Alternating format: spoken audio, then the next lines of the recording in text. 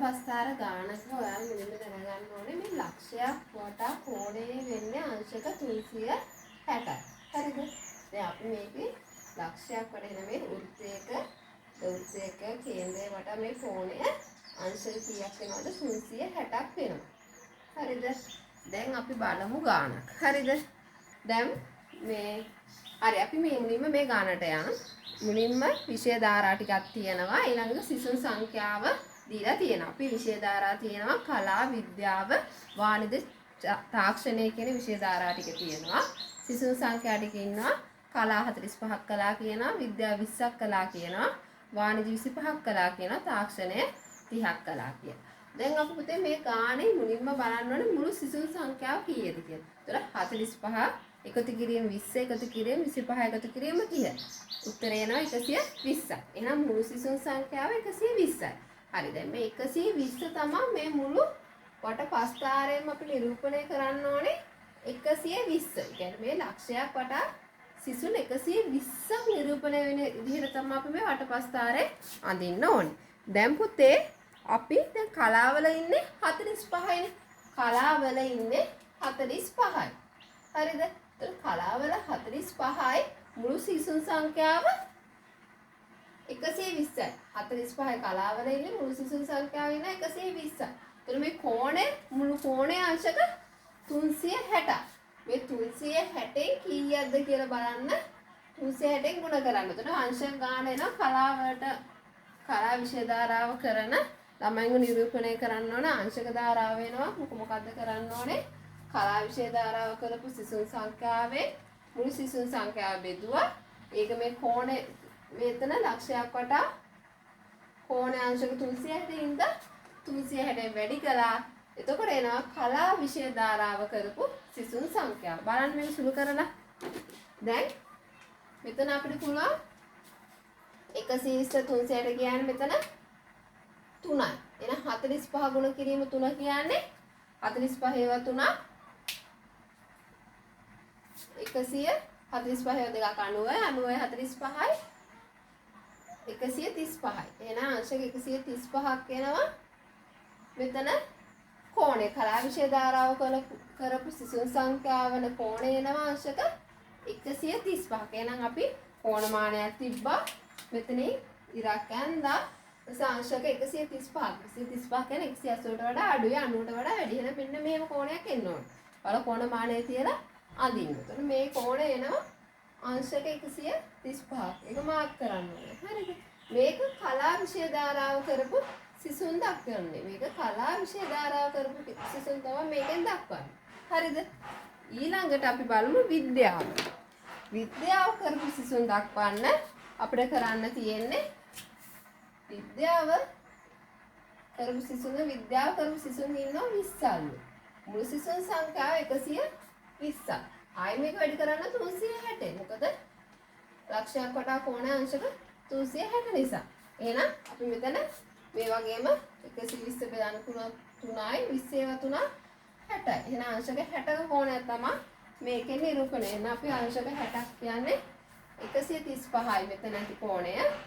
අංශක 60ක් එකතු කරාම 195ක් එනවා. ඒ කියන්නේ මෙන්න මේ වගේ කෝණයක් තමයි මෙතන අංශක 60 වෙන්නේ. මේක කෝණමානය තියෙන ඔයාලා ඇඳගත්ත හැකි. මේක විද්‍යාව කරපු සිසුන් දැක්වෙන්නේ. ඊළඟට අපි බලමු වාණිජ විෂය කරපු සිසුන් ඉන්නවා 25.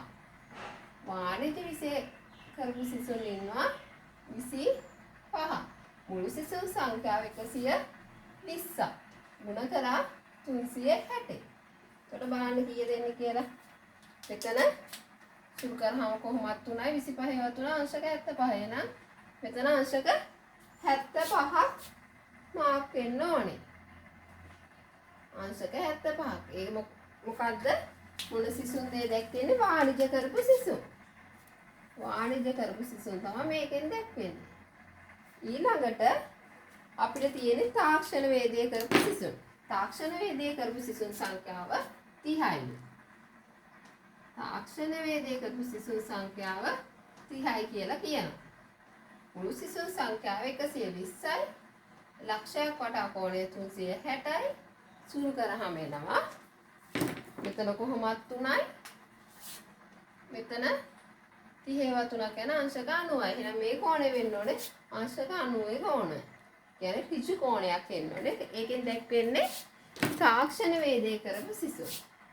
ඔන්න ඔය විදිහට තමයි මෙතන වටපස්ථාරයක් ඔයාලට දත්ත දීලා තියෙනවා නම් වටපස්ථාරයක් ඇඳගන්න. හරිද? දැන් මේකේ අපි ඊළඟට බලමු වටපස්ථාරේ දීලා තියෙන එකක ගාන කොහොමද අහලා තියෙන ප්‍රශ්න වලට උත්තර කොහොමද ලියන්නේ කියලා.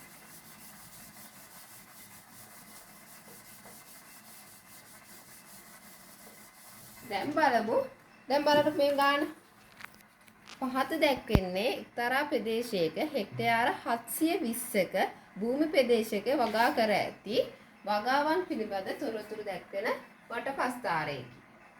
දැන් මේකේ බලන්න මේකේ වටපස්ථාරය දිහා මේකේ මේ ඉරි කෑලි ගහලා තියෙන රබර් වල අංශක 150ක් නිරූපණය කරනවා. ඒ වගේ තේවල නිරූපණය කරනවා අංශක 100ක්. ඒක අර කොටු වලින් දක්වලා තියෙන දේවල ඒක අංශක 100ක් නිරූපණය කරනවා. මේ ඉරි කෑලි ගහලා තියෙන එක අංශක 90ක් නිරූපණය කරන එක පොල් වල. එතකොට මේ තිත් තියලා තියෙන කුරුඳු වල ඒක අංශක ගාන දීලා නැහැ. අපි එහෙනම් අංශක ගාන හොයන්න ඕනේ. මොකද කේන්ද්‍රය වටා කෝණය අපි දන්නවා 360යි කියලා. අපි අනිත් කෝණ තුන දන්නවා පුතේ. එතකොට අපිට පුළුවන් කුරුඳු වගා කරලා තියෙන කෝණේ කොච්චර ප්‍රමාණයක් තියෙනවද මේ අංශක 360න් අරන් තියෙනවද කියලා හොයන්න. මේ ඔක්කොම මේ වටපස්ථාරෙම හෙක්ටයාර 720 නිරූපණය කරන්නේ අංශක 360කින්.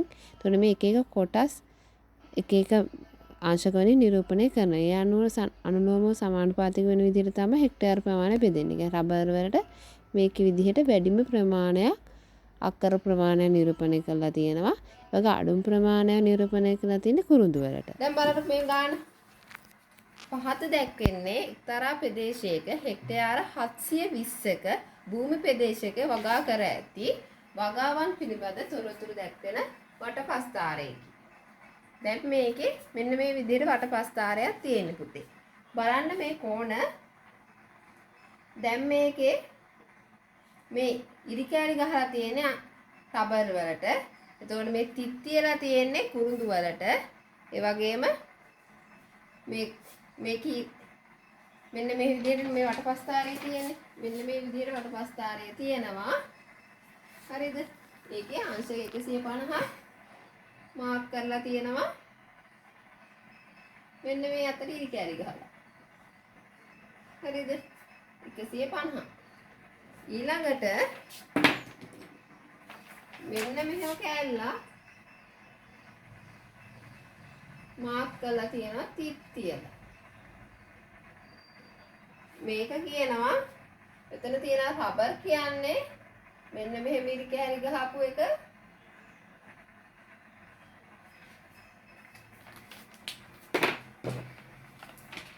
එතකොට මෙන්න මෙහෙම ඉරි කෑලි ගහලා තියෙන්නේ තේවලට. මෙහෙම ඉරි කෑලි ගහලා තියෙන්නේ පොල් වලට. තිත් තියලා තියෙන්නේ කුරුඳු වලට කියලා. දැන් මේකේ අංශක 90ක් මාක් කරලා තියෙනවා. මෙහෙම ඉරි කෑලි ගහලා. ඒ කියන්නේ පොල්. එතකොට මෙන්න මෙහෙම ගහලා තියෙනවා. ඒ කියන්නේ මේක අංශක 100ක් දීලා තියෙනවා. හරිද? මේක අංශක 100යි කියලා මාක් කරලා තියෙනවා. ඔය විදිහට තමයි ඒක මාක් කරලා තියෙන්නේ. දැන් අහන පළවෙනි ප්‍රශ්නේ වැඩිම බිම් ප්‍රමාණයක් වගා කර ඇති වගාව කුමක්ද? වැඩිම බිම් ප්‍රමාණයක් කියන්නේ මේ වටපස්ථාරයේ වැඩිම ප්‍රමාණයක් අරන් තියෙන්නේ වැඩිම ප්‍රමාණයක් බිම් වගා කරපු වගාව තමයි. එහෙනම් මේක වැඩිම ප්‍රමාණයක් තියෙන මේක අංශක 100යි මේක 90යි. දැන් මේ තිත් තියලා තියපු එක දීලා නැහැ. හැබැයි අපි දන්නවා ලක්ෂයක් වටා කෝණයේ අංශක කීයයි කියලා. ද අංශක 360යි කියලා. එහෙනම් පුතේ අපිට පුළුවන් මේ ටික එකතු කරාම 150යි.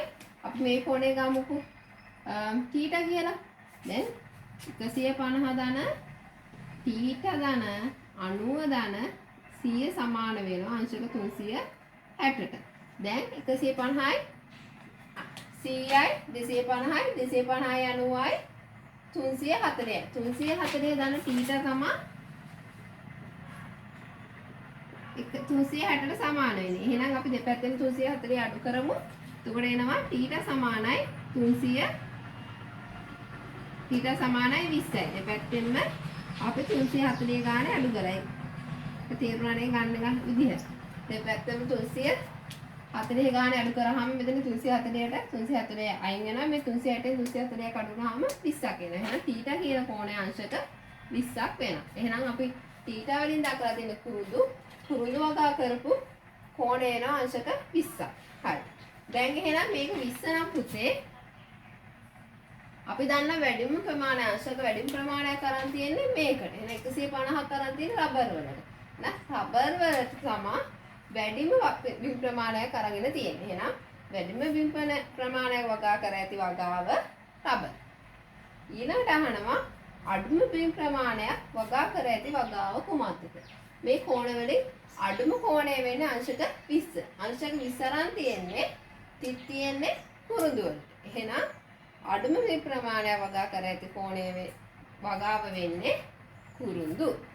ඊළඟට අහන ප්‍රශ්නයක් තුන්වෙනි ප්‍රශ්නේ තේ වගා කර ඇති භූමි ප්‍රමාණය කොපමණද කියලා. තේ කියන්නේ මෙන්න මේ කොටු ගහලා තියෙන තේ වලට. එහෙනම් තේ වගා කර ඇති භූමි ප්‍රමාණය කියන්නේ මේ අංශක 100න් නිරූපණය කරන භූමි ප්‍රමාණය. දැන් මේ සියලුම මේ කෝණ වලින් මේ අංශක 360න්ම නිරූපණය කරන හෙක්ටයාර කීයක්ද? 720ක්. එහෙනම් හෙක්ටයාර 720ක් නම් නිරූපණය කරන්නේ 360කින් 360කින් නිරූපණය කරන්නේ 720ක්.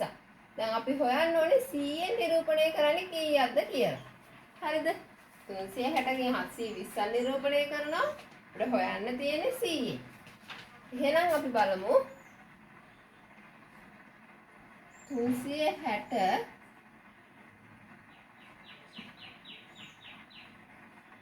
බෙදීම 100 සමානයි 720 බෙදීම x. අපි සුළු කරලා බලමු මේක. බෙදීමට බෙදීම ගියා. මේ බින්දුව කැපුණා. අපි හරස් ගුණිතය දාලා බලමු. බින්දුව කපන්නද අපි හරස් ගුණිතය දාමු කෙලින්ම. මේ ගාන සුළු කරද්දී. හරි. 360යි x සමානයි 720 ගුණ කිරීම 100යි. දැන් අපිට පුළුවන් 360 දෙපැත්තෙන්ම බෙදන්න. 360 කැපුණා x සමාන වෙනවා. මෙතන 360 දෙකක් දෙකේ 100ක් කියන්නේ 200. එහෙනම් x සමාන වෙන්නේ අංශක 200ට. එහෙනම් මේකේ තේ වගා කර ඇති භූමි ප්‍රමාණය අංශක හෙක්ටයාර 200. හරිද? 720 හෙක්ටයාර 200ක්ම වගා කරලා තියෙන්නේ තේ. ඊළඟට කුරුඳු වගා කර ඇති භූමි ප්‍රමාණය කොපමණද කියලා අහනවා. කුරුඳු වගා කරලා තියෙන අංශක 20ක. එහෙනම් ඔක්කොම අංශක 720ක තියෙනවා. 360න් අපි නිරූපණය කරලා තියෙන්නේ 720ක් නම් 360 මෙහෙම 360න් නිරූපණය කරලා තියෙන 720ක් නම් අපි හොයන්න ඕනේ අංශක 20කින් කොච්චර ප්‍රමාණයක්ද නිරූපණය කරලා තින්නේ. මෙහෙම අපිට බෙදලා හදන්න පුළුවන්. මේ විදිහට හදන්න පුළුවන්. 720 360 නිරූපණය කරලා මේ කෝණයෙන් තියෙන කෝණය වැඩි කරනවා. එතකොට කොහොමද එන්නේ? මෙතන 2යි දෙවරක් 20 කියන්නේ 40. එහෙනම් හෙක්ටයාර 40ක් නිරූපණය කරනවා. කුරුඳු වලට හෙක්ටයාර 40ක් අරගෙන තියෙනවා කුරුඳු වලට. එහෙනම් මේ ගානත් ඒ විදිහට හැදුවොත් කොහොමද එන්නේ? 720 360 බෙදලා කීයෙන් වැඩි කරන්න ඕනේ? ඒකේ විදිහට නම් අංශක 100ක් වෙනවා මේ තේ වගා කරලා තියෙන. එහෙනම් අංශක 100 වැඩි කරලා එහෙනම් මෙතන 2යි 200 කෙලින්ම හෙක්ටයාර 200ක් ගන්නවා. මේක ක්‍රම දෙකක් තියෙනවා. මේ විදිහට අනුලෝම සමානුපාතිකයක් අරන් හදන්න පුළුවන්. මේ විදිහට නැත්තම් බෙදලා මේ විදිහට හදන්න පුළුවන්. මේ ක්‍රම දෙකකින් හදන්න පුළුවන්. මේ ගණන් හරිම ලේසි.